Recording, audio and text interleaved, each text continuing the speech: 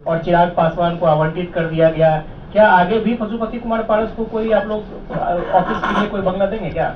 देखिए, भवन निर्माण विभाग अगर किसी भी पार्टी को जो भी भवन देता है उसकी एक नीति बनी हुई है, उसका पूरा नियमावली है। चुनाव आयोग के द्वारा एक नियमावली बना हुआ है, उसी नियमावली के तहत में किसी भी पार्टी को भवन दिया जाता है।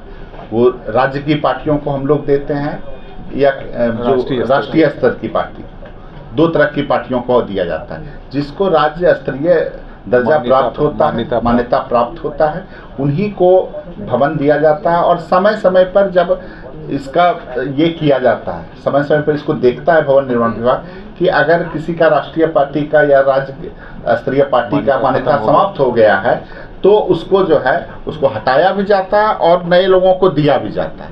तो उसी नियम के तहत ही इस कार्रवाई को की गई है।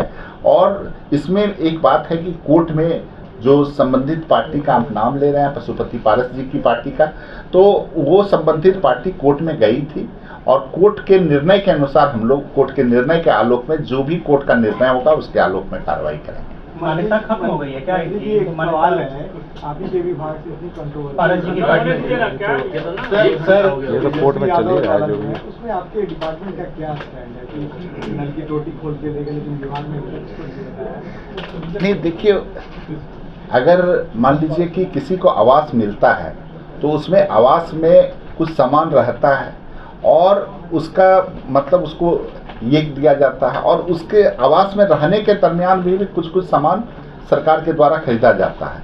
तो जो सामान है उसका मिलान अधिकारी लोग कर रहे हैं। उसके बाद जब पूरा ये हो जाएगा तब आप लोगों को इसके बारे में विस्तृत रूप से विभाग के रूप से दिया जाएगा। पूरी ये मिलान में सर, सेक्रेटरी साहब से जानना चाहेंगे सर कि अभी आपने बताया कि मंत्री नीतीश कुमार जी की सरकार बनी है 2005 से, तब से लगातार एक से एक अच्छा भवन बना रहा है।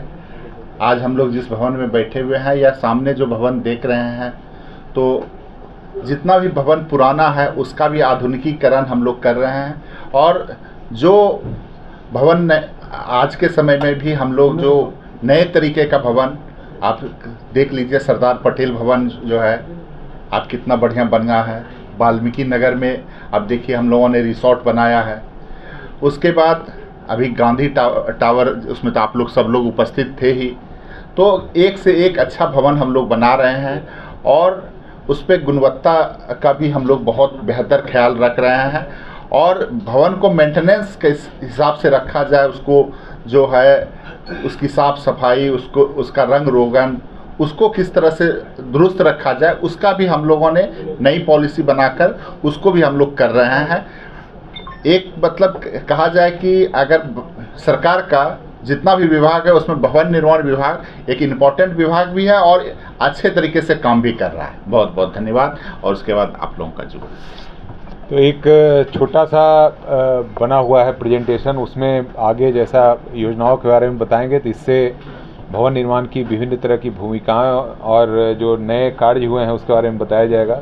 सबसे पहले तो यह जान लेना जरूरी है कि जो भवन निर्माण विभाग को दायित्व दिए गए हैं सरकार के द्वारा, तो अगर हम लोग कंपेयर करें कि 2006-07 में जो योजना मद में मात्र 58.65 करोड़ रुपए की राशि ही थी, आज वह बढ़ करके 23-24 में योजना मद में उससे 100 गुना बढ़ गया, मतलब 5686 करोड़ रुपए की हो गई। और वहीं गैर योजना मद में 214 करोड़ था 6-7 में, जो कि बढ़ करके अब 709 करोड़ हो गया है।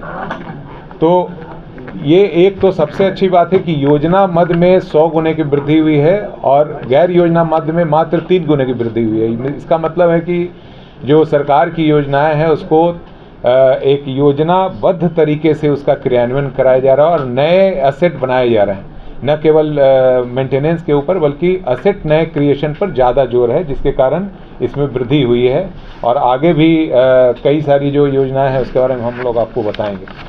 सबसे पहले तो हम लोग जो पटना की अगर बात करें, पटना राजधानी क्षेत्र की, तो हम लोग जो नेहरू के पथ पर चलते हैं तो उसी में आप लोग देखेंगे कि बहुत सारे नए स्ट्रक्चर्स आए हैं, क्योंकि यहाँ पर जो राजधानी क्षेत्र है उसमें सबसे पहले सरदार पटेल भवन बना है, जो इसमें भूकंप रोधी स्ट्रक्चर बनाया गया है और बड़े से बड़े भूकंप आने पर भी इसमें कार्यालय चलाते रहने की क्षमता है, जिसमें आपदा प्रबंधन विभाग, आपदा प्रबंधन प्राधिकरण, पूरा पुलिस मुख्यालय, गृह विभाग इसमें चलाए जा रहे हैं। तो एक बहुत ही एक अलग तरह का भवन है जो बेस आइसोलेशन टेक्निक से बना है। मतलब भवन जो उसका नींव है बिल्कुल उससे अलग है और उसके लिए स्पेशल उसमें लीड बियरिंग जो सिस्टम है उसको लगाया गया है, ताकि अगर कोई भूकंप आता है तब भी वो भवन में स्ट्रक्चर में कोई दिक्कत नहीं आए।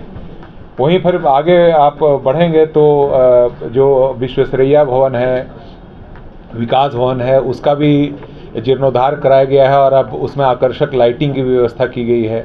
उससे पूरा जो अटल पथ है और नेहरू पथ है उसका पूरी जो सौंदर्य है वो बिल्कुल अलग दिखता है। तो एक बड़ी अच्छी चीज़ उसमें ये हुई है। उसमें फसाड का चेंज तो किया ही गया है। अंदर में पार्किंग की भी व्यवस्था नहीं थी, बहुत सारे छोटे मोटे भवन बने हुए थे, उन सबको भी हटा करके पूरा अंडरग्राउंड पार्किंग की व्यवस्था की गई है। उसके ऊपर पार्क की व्यवस्था की गई है, सोलर से एनर्जी की उसमें व्यवस्था की गई है, ताकि वो सस्टेनेबल जो भवन का निर्माण है सस्टेनेबल हो। ये भी हम लोग का विशेष जोर रहा है कि जो भी भवन बने वो आधुनिकतम तकनीक के साथ साथ इस आधार पर बने कि उसमें बिजली की खपत सोलर के माध्यम से हो और उसमें जो वेस्टेज हो वह भी कंट्रोल हो। इसके लिए सभी भवनों में STP और WTP का भी प्रोविज़न किया जा रहा है। फिर वहाँ से आगे बढ़ेंगे तो आपको फिर नियोजन भवन है जो एक महत्वपूर्ण भवन के रूप में कार्यरत है और उससे उस क्षेत्र की सौंदर्यता बढ़ती है। उसके आगे फिर आपको अभी तारामंडल का भी जीर्णोद्धार जो साइंस टेक्नोलॉजी के तहत आता है उसको भी हम लोगों ने जीर्णोद्धार किया और तारामंडल में काफ़ी संख्या में लोग आ रहे हैं। तो एक अलग उसकी पूरा भवन का जो सौंदर्य है अलग देखने को मिलता है और काफ़ी संख्या में लोग आ रहे हैं। पहले बहुत ही पुराना टाइप का स्ट्रक्चर था, सुविधाएं भी नहीं थी, उन सभी चीज़ को बनाया गया है। और वहीं पर पास में फिर बिहार म्यूज़ियम भी बनाया गया है। तो ये सब सारे बहुत ही अलग तरीके के भवन बनाए गए जो आइकॉनिक भवन है और मेगा प्रोजेक्ट्स हैं। चैलेंज इसमें ये भी रहता है कि मेगा प्रोजेक्ट में कॉन्ट्रैक्टर को मोबिलाइज करना और उससे काम कराना एक बहुत बड़ा चैलेंज होता है और बहुत सारे उसमें कोऑर्डिनेशन की आवश्यकता होती है और जब भवन बन जाता है तो उसके मेंटेनेंस की भी आवश्यकता है। तो सभी कार्यों को कराया जा रहा है। उसके बाद आप आगे बढ़ेंगे तो इधर